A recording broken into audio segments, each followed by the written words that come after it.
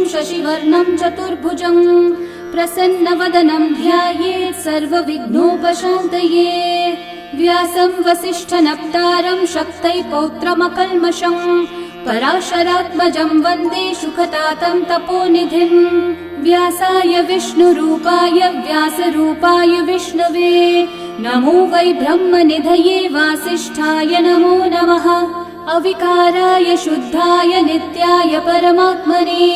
सदैकरूपरूपाय विष्णवे सर्वजिष्णवे। यस्य स्मरणमात्रेण जन्म संसारबन्धनात् विमुच्यते नमस्तस्मै विष्णवे प्रभविष्णवे। ॐ नमो विष्णवे प्रभविष्णवे। श्रीवैशम्पायन उवाच श्रुत्वा धर्मानशेषेण पावनानि च सर्वशः युधिष्ठिरः शान्तनवं पुनरेवाभ्यभाषत। युधिष्ठिर उवाच किमेकं दैवतं लोके किं वाप्येकं परायणं स्तुवन्तः कं कमर्चन्तः प्राप्नुयुर्मानवा शुभम्। को धर्मः सर्वधर्माणां भवतः परमो मतः किं जपन्मुच्यते जन्तुर्जन्म संसारबन्धनात्। श्रीभीष्म उवाच जगत्प्रभुं देवदेवम् अनन्तं पुरुषोत्तमं स्तुवन्नाम सहस्रेण पुरुषस्तततोत्थितः तमेव चार्चयन् नित्यं भक्त्या पुरुषम् अव्ययम् ध्यायन् स्तुवन्नमस्यं च यजमानस्तमेव च। अनादिनिधनं विष्णुं सर्वलोकमहेश्वरं लोकाध्यक्षं स्तुवन्नित्यं सर्वदुःखातिगो भवेत्। ब्रह्मण्यं सर्वधर्मज्ञं लोकानां कीर्तिवर्धनं लोकनाथं महद्भूतं सर्वभूतभवोद्भवम्। एष मे सर्वधर्माणां धर्मोऽधिकतमो मतः यद्भक्त्या पुण्डरीकाक्षं स्तवैरर्चैर्नरः सदा। परमं यो महत्तेजः परमं यो महत्तपः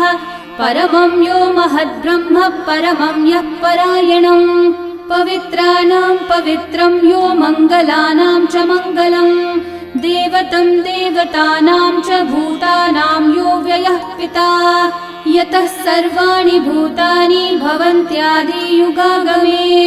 यस्मिंश्च प्रलयं यान्ति पुनरेव युगक्षये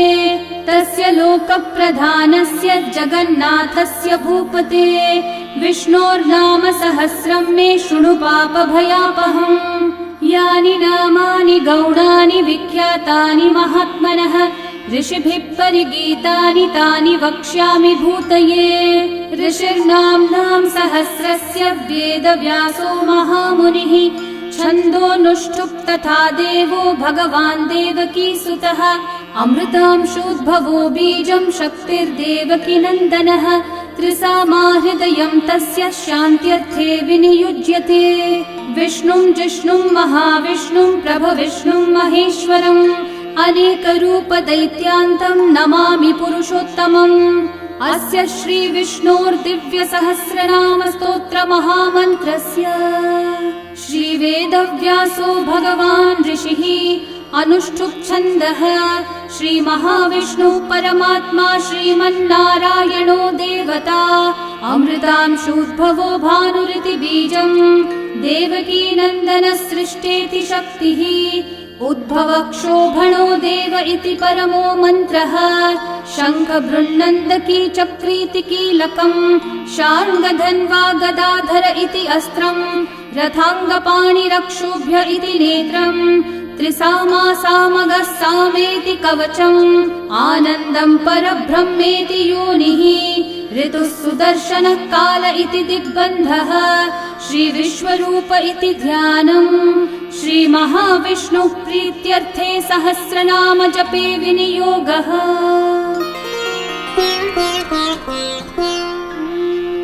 ध्यानम्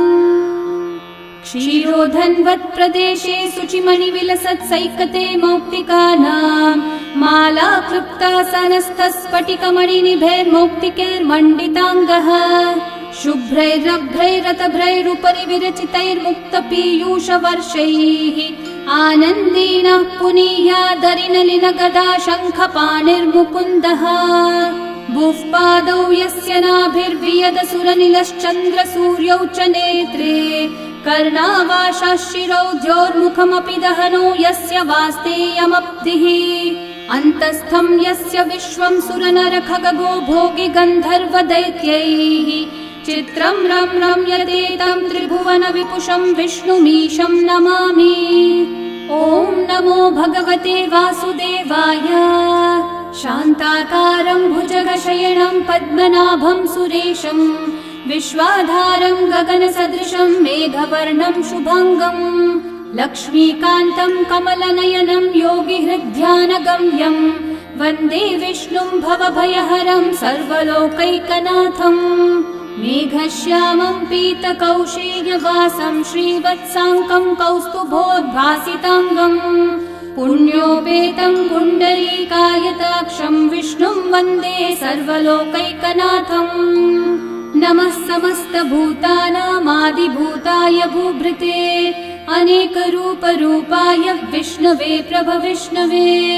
सशङ्खचक्रं सकिरीटकुण्डलं सपीतवस्त्रं सरसीरुहेक्षणं सहारवक्षस्थलशोभिकौस्तुभं नमामि विष्णुं शिरसा चतुर्भुजम् छायायां पारिजातस्य हेमसिंहासनोपरि आसीनमं बुधश्याममायताक्षम् अलङ्कृतम्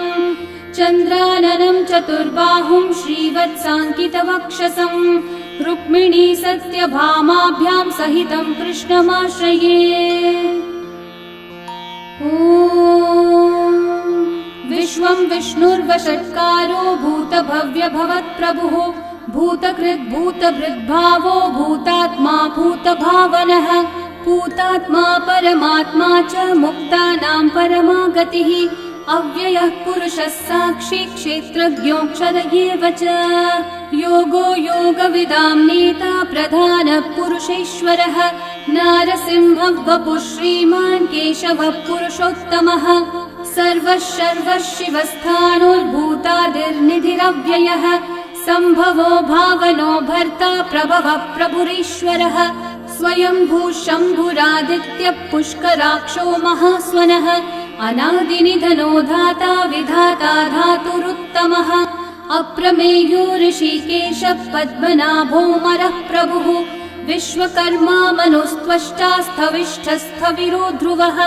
अग्राह्यः शाश्वतः कृष्णो लोहिताक्षः प्रतर्दनः प्रभुतस्त्रिककुब्धामः पवित्रं मङ्गलं परम् ईशानः प्राणदः प्राणो ज्येष्ठः श्रेष्ठः प्रजापतिः हिरण्यगर्भो भूगर्भो माधवो मधुसूदनः ईश्वरो विक्रमी धन्वी मेधावी विक्रमक्रमः अनुत्तमो दुराधर्षः कृतज्ञः कृतिरात्मवान्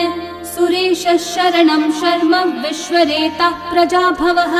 अहः संवत्सरो व्याळः प्रत्ययः सर्वदर्शनः अजः सर्वेश्वरः सिद्धिः सिद्धि सर्वादिरच्युतः वृषा कपिरमेयात्मा सर्वयोगविनिःसृतः वसुर्वसुमना सत्यः समात्मा संमितः समः अमोघः पुण्डरीकाक्षो वृषकर्मा वृषाकृतिः रुद्रो बहुशिरा बभ्रुर्विश्वयोनिः शुचिश्रवाः अमृतः शाश्वतस्थाणोर्वरारोहो महातपाः सर्वगः सर्वविद्भानुः विश्वक्सेनो जनार्दनः वेदो वेदविदव्यङ्गो वेदाङ्गो वेदवित्कविः लोकाध्यक्षः सुराध्यक्षो धर्माध्यक्षः कृताकृतः चतुरात्मा चतुर्व्यूहश्चतुर्दंष्ट्रश्चतुर्भुजः भ्राजिष्णुर्भोजनं भोक्ता सहिष्णुर्जगदादिजः अनघो विजयो जेता विश्वयोनिः पुनर्वसुः उपेन्द्रो वामनः प्रांशुरमोघः शुचिरूर्चितः अतीन्द्रः सङ्ग्रहः सर्गो धृतात्मा नियमो यमः वेद्यो वैद्यः सदा योगी वीरः माधवो मधुः अतीन्द्रियो महामायो महोत्साहो महाबलः महाबुद्धिर्महावीर्यो महाशक्तिर्महाद्युतिः अनिर्देश्य वपुः श्रीमान् अमेयात्मा महाधृतक् महेश्वासो महीभर्ता श्रीनिवासः सतां गतिः अनिरुद्धः सुरानन्दो गोविन्दो गोविदाम्पतिः मरीचिर्दमनोहंसः सुपर्णो भुजगोत्तमः हिरण्यनाभः सुतपः पद्मनाभः प्रजापतिः अमृत्युः सर्वदृक्सिंहः सन्धाता सन्धिमान् स्थिरः अजो दुर्मशनः शास्ता विश्रुतात्मा सुरारिः गुरुर्गुरुतमो धामः सत्यः सत्यः पराक्रमः निमिषो निमिषस्रग्वी वाचस्पतिरुदारधीः अग्रणीर्ग्रामणी श्रीमान् न्यायो नेता समीरणः सहस्रमूर्धा विश्वात्मा सहस्राक्षः सहस्रपात् आवर्तनो निवृत्तात्मा संवृतः सम्प्रमर्दनः अहः संवर्तको वह्निरनिलो धरणीधरः सुप्रसादः प्रसन्नात्मा विश्वदृग्विश्वभुग्विभुः सत्कर्ता सत्कृतः साधुर्जन्मोर्नारायणो नरः असंख्येयो प्रमेयात्मा विशिष्टः शिष्टकृच्छुचिः सिद्धार्थः सिद्धसङ्कल्पः सिद्धिदः सिद्धिसाधनः वृषाही वृषभो विष्णुर्वृषपर्वा वृषोदरः वर्धनो वर्धमानश्च विविक्तः श्रुतिसागरः सुभुजो दुर्धरो वाग्मी महेन्द्रो वसुदो वसुः नैकरूपो बृहद्रूपः क्षिपिविष्टप्रकाशनः ओजस्तेजोद्युतिधरः प्रकाशात्मा प्रतापनः ऋद्धः स्पष्टाक्षरो मन्त्रश्चन्द्रांशूर्भास्करद्युतिः अमृतांशूद्भवो भानुः शशबिन्दुः सुरेश्वरः औषधं जगतः सेतुः सत्यधर्मः पराक्रमः भूतभव्यभवन्नाथः पवनः पावनो नलः कामः कामकृत्कान्तः कामः कामप्रदः प्रभुः युगादिकृद्युगावर्तो नैकमायो महाशनः अदृश्यो व्यक्तरूपश्च सहस्रजिदनन्तजित् इष्टो विशिष्टशिष्टेष्ठः शिखण्डी नहुषो वृषः क्रोधः क्रोधकृत्कर्ता विश्वबाहुर्महीधरः अच्युतः प्रथितः प्राणः प्राणदो वासवानुजः अपान्निधिरधिष्ठानम् अप्रमत्तः प्रतिष्ठितः स्कन्दः स्कन्दद्धरो धुर्यो वरदो वायुवाहनः वासुदेवो बृहद्भानुरादिदेवः पुरन्दरः अशोकस्थारणस्थारः शूरः शौरिर्जनेश्वरः अनुकूलः शतावर्तः पद्मी पद्मनिभीक्षणः पद्मनाभोरविन्दाक्षः पद्मगर्भः शरीरभृत् महर्धिरिद्धो वृद्धात्मा महाक्षो गरुडध्वजः अतुलः शरभो भीमः समयज्ञो हविर्हरिः सर्वलक्षणलक्षण्यो लक्ष्मीवान् समितिञ्जयः विक्षरो रोहितो मार्गो हेतुर्दामोदरः सहः महीधरो महाभागो वेगवानमिताशनः उद्भवक्षोभणो देवः श्रीगर्भः परमेश्वरः करणं कारणं कर्ता विकर्ता गहनो गुहः व्यवसायो व्यवस्थानः संस्थानस्थानदो ध्रुवः परर्धि परमस्पष्टः तुष्टः पुष्टः शुभेक्षणः रामो विरामो विरतो मार्गो नेयो नयो नयः वीरशक्तिमतां श्रेष्ठा धर्मो धर्मविदुत्तमः वैकुण्ठः पुरुषः प्राणः प्राणदः प्रणवपृथुः हिरण्यगर्भः शत्रुघ्नो व्याप्तो वायुरधोक्षजः ऋतुः सुदर्शनः कालः परमेष्ठी परिग्रहः उग्रः संवत्सरो दक्षो विश्रामो विश्वदक्षिणः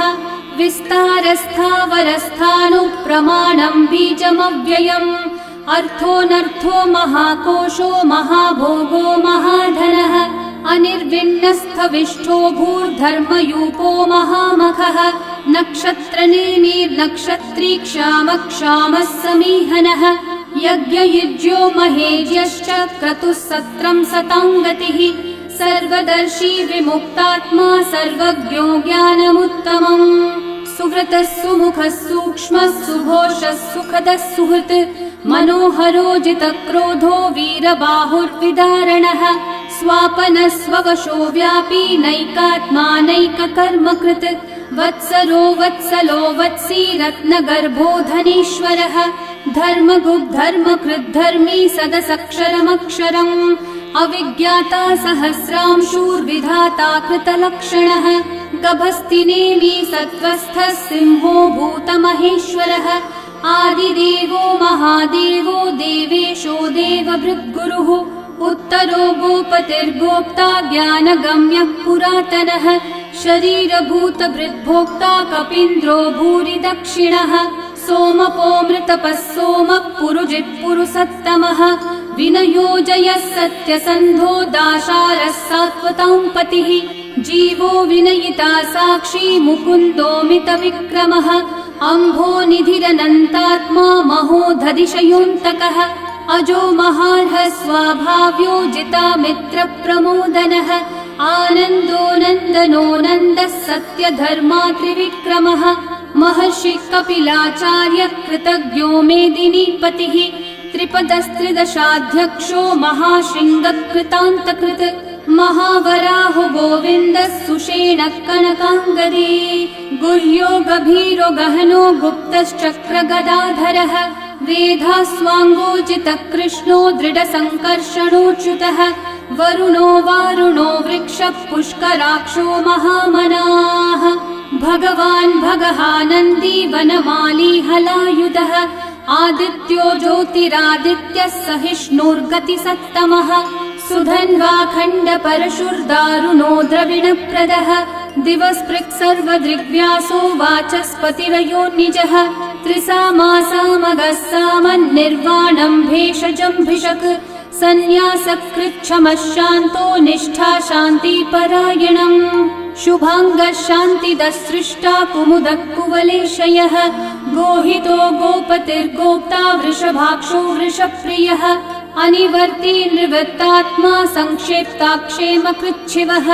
श्रीवत्सवक्षा श्रीवासः श्रीपतिः श्रीमतांवरः श्रीधः श्रीशः श्रीनिवासः श्रीनिधिः श्रीविभावनः श्रीधरः श्रीकरः श्रेयः श्रीमान् लोकत्रयाश्रयः स्वक्षः स्वङ्गः शतानन्दो नन्दिर्ज्योतिर्गणेश्वरः विजितात्मा विधेयात्मा सत्कीर्तिश्चिन्न संशयः उदीर्णः सर्वतश्चक्षुरनीशः शाश्वतः स्थिरः भूषयो भूषणो भूतिर्विशोकः शोकनाशनः अर्चिष्मान् अर्चितः कुम्भो विशुद्धात्मा विशोधनः अनिरुद्धो प्रतिरथः प्रद्युम्नोमितविक्रमः कालनेमी निहावीरः शौरी शूरजनेश्वरः त्रिलोकात्मा त्रिलोकेशः केशवः केशिहा हरिः कामदेवः कामपालः कामी कान्तः कृतागमः अनिर्देश्य वपुर्विष्णु वीरोऽनन्तो धनञ्जयः ब्रह्मण्यो ब्रह्मकृद् ब्रह्मा ब्रह्म ब्रह्मविवर्धनः ब्रह्मविद् ब्राह्मणो ब्रह्मी ब्रह्मज्ञो ब्राह्मणप्रियः महाकर्मो महाकर्मा महातेजा महोरगः महाक्रतुर्महायज्वा महायज्ञो महाहविः स्तव्यस्तव प्रियस्तोत्रं स्तुतिस्तोतारणप्रियः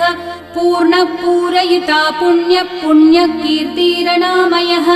मनोजवस्तीर्थकरो वसुरेता वसुप्रदः वसुप्रदो वासुदेवो वसुर्वसुमनाहविः सद्गति सत्कृति सत्ता सद्भूति सत्परायणः शूरसेनो यदुश्रेष्ठः सन्निवासः सुयामुनः भूता वासो वासुदेवः सर्वासु निलयो नलः दर्पः दर्पदो दृप्तो दुर्धरोऽथा पराजितः विश्वमूर्तिर्महामूर्तिर्दीप्तमूर्तिरमूर्तिमान् अनेकमूर्तिरव्यक्तः शतमूर्तिः एकोनैकः स वः किं यतत्पदमनुत्तमम् लोकबन्धुर्लोकनाथो माधवो भक्तवत्सलः सुवर्णवर्णो हेमाङ्गो वराङ्गश्चन्दनाङ्गदे वीरः विषमः शून्यो घृताशीरशलश्चलः अमानी मानदो मान्यो लोकस्वामी त्रिलोकधृक् सुमेधा मेधजो धन्यः सत्यमेधाधराधरः तेजो वृषो द्युतिधरः सर्वशस्त्रभृतांवरः प्रग्रहो निग्रहो व्यग्रो नैकः शृङ्गो गदाग्रजः चतुर्मूर्तिश्चतुर्बाहुश्चतुर्व्यूहश्चतुर्गतिः चतुरात्मा चतुर्भावश्चतुर्वेदविदेकपात् समावर्तो निर्वृत्तात्मा दुर्जयो दुरतिक्रमः दुर्लभो दुर्गमो दुर्गो दुरावासो दुरारिहा शुभांगो लोकसारंगः सुतन्तुस्तन्तुवर्धनः इन्द्रकर्मा महाकर्मा कृतकर्मा कृतागमः उद्भवः सुन्दर सुन्दो रत्ननाभः सुलोचनः अर्को वाजः सनः शृङ्गी जयन्तः सर्वविजयी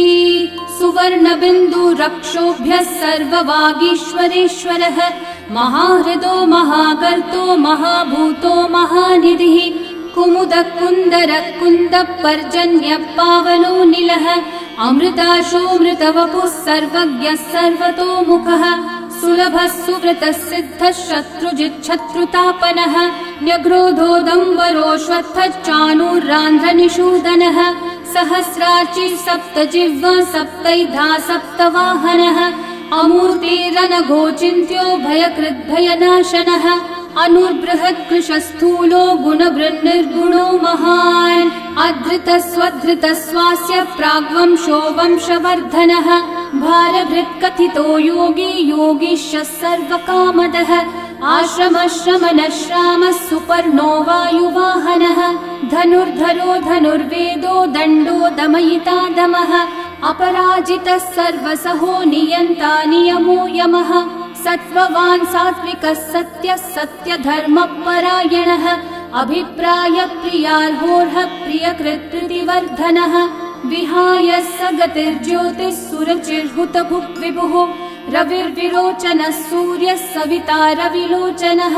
अनन्तो हुतभुग्भोक्ता सुखदो नैकजोऽग्रजः अनिर्विण्णः सदा मर्षि लोकाधिष्ठानमद्भुतः सनातनतमः कपिलः कपिरव्ययः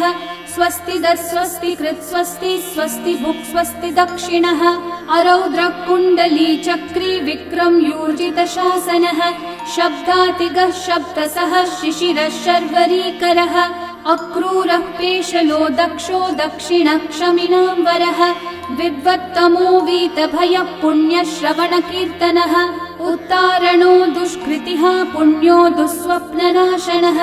वीरः रक्षणः सन्तो जीवनः पर्यवस्थितः अनन्तरूपोऽनन्तश्रीर्जितमन्युर्भयापहः चतुर्रश्रो गभीरात्मा विदिशो व्यादिशो दिशः अनादिर्भूर्भुवो लक्ष्मी सुवीरो रुचिराङ्गदः जननो जनजन्मादि भीमो भीमपराक्रमः आधारनिलयो धाता पुष्पहास प्रजागरः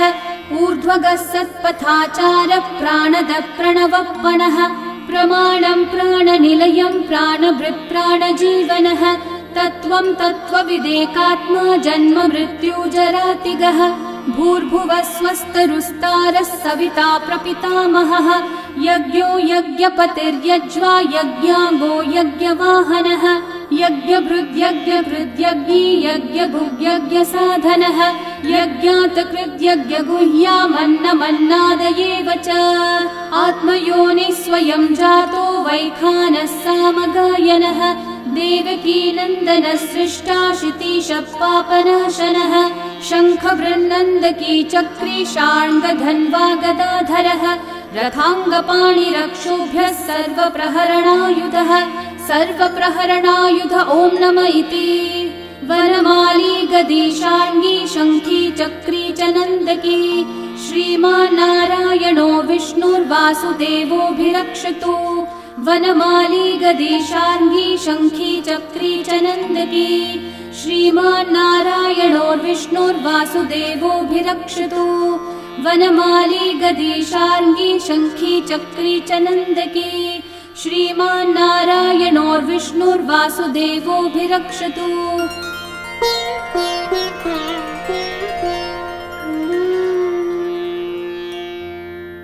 इतीदं कीर्तनीयस्य केशवस्य महात्मनः नाम्नां सहस्रं दिव्यानाम् अशेषेण प्रकीर्तितम् य इदं शृणुयान् नित्यं यश्चापि परिकीर्तयेत् नाशुभं प्राप्नुयात् किञ्चित् सोमुत्रेह च मानवः वेदान्तगो ब्राह्मणः स्यात् क्षत्रियो विजयी भवेत् वैश्यो धनसमृद्धः स्यात् शूद्रः सुखमवाप्नुयात् धर्मार्थी प्राप्नुयात् धर्मम् अर्थार्थी चार्थमाप्नुयात् कामानवाप्नुयात् कामी प्रजार्थी चाप्नुयात् प्रजाम् भक्तिमान् यः सदोत्थाय शुचिस्तद्गतमानसः सहस्रं वासुदेवस्य नाम्नामेतत् प्रकीर्तये यशः प्राप्नोति विपुलं याति प्राधान्यमेव च अचलां श्रियमाप्नोति श्रेय प्राप्नोत्यनुत्तमम् न भयं क्वचिदाप्नोति वीर्यं तेजश्च विन्दति भवत्यरोगो द्युतिमान् बलरूपगुणान्वितः रोगार्तो मुच्यते रोगात् बद्धो मुच्येत बन्धनात् भयान् मुच्येत भीतस्थो मुच्येतापन्न आपदः दुर्गान्यतितरत्याशु पुरुषः पुरुषोत्तमम् स्तुवन्नाम सहस्रेण नित्यं भक्ति समन्वितः वासुदेवाश्रयो मर्त्यो वासुदेवपरायणः सर्वपापविशुद्धात्मा याति ब्रह्म सनातनम् न वासुदेव भक्तानामशुभं विद्यते क्वचित् जन्म मृत्यु जरा व्याधि भयं नैवोपजायते इमं स्तवमधीयानः श्रद्धा भक्ति समन्वितः युज्येतात्मसुखः शान्ति श्रीधृति स्मृति कीर्तिभिः न क्रोधो न च मात्सर्यं न लोभो नाशुभा मतिः भवन्ति कृतपुण्यानां भक्तानां पुरुषोत्तमे द्यौस चन्द्रार्कनक्षत्राखं दिशो भूर्महो दधिः वासुदेवस्य वीर्येण विदतानि महात्मनः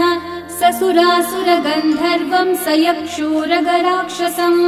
जगद्वशे वर्ततेदं कृष्णस्य सचराचरम् इन्द्रियाणि मनोबुद्धिः सत्त्वं तेजो बलं द्युतिः वासुदेवात्मकन्याहुः क्षेत्रं क्षेत्रज्ञ एव च सर्वागमानामाचार प्रथमं परिकल्पते आचार प्रभवो धर्मो धर्मस्य प्रभुरच्युतः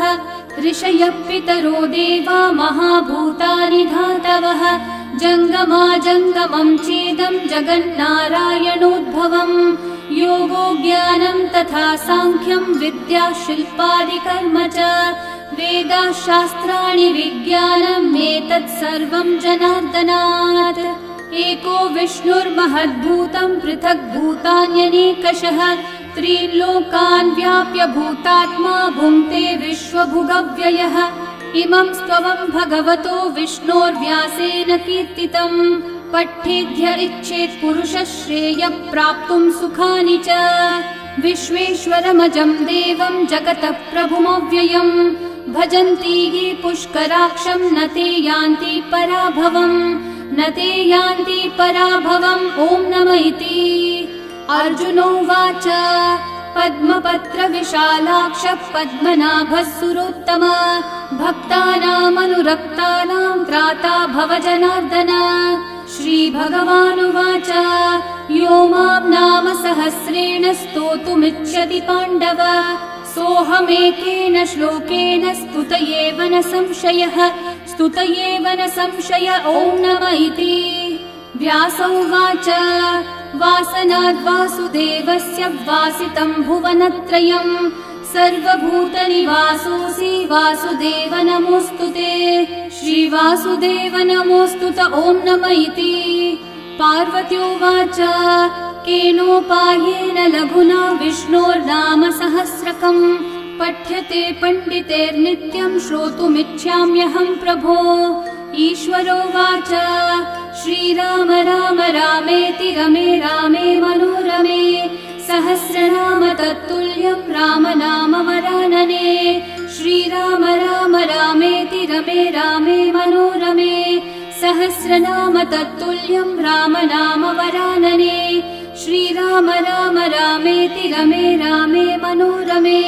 सहस्रनाम तत्तुल्यं राम नाम वरानने श्रीराम नाम वरानन ॐ नमः इति ब्रह्म उवाच नमोऽस्त्वनन्ताय सहस्रमूर्तये सहस्रपादाक्षि शिरोरुबाहवे सहस्रनाम्ने पुरुषाय शाश्वते सहस्रकोटियुगधारिणे नमः। सहस्रकोटियुगधारिण ॐ नम इति। सञ्जय उवाच यत्र योगेश्वर कृष्णो यत्र पार्थो धनुर्धरः तत्र श्रीर्विजयो भूतिर्ध्रुवा नीतिर्मतिर्मम। श्रीभगवानुवाच अनन्याश्चिन्तयन्तो मा ये जनाः पर्युपासते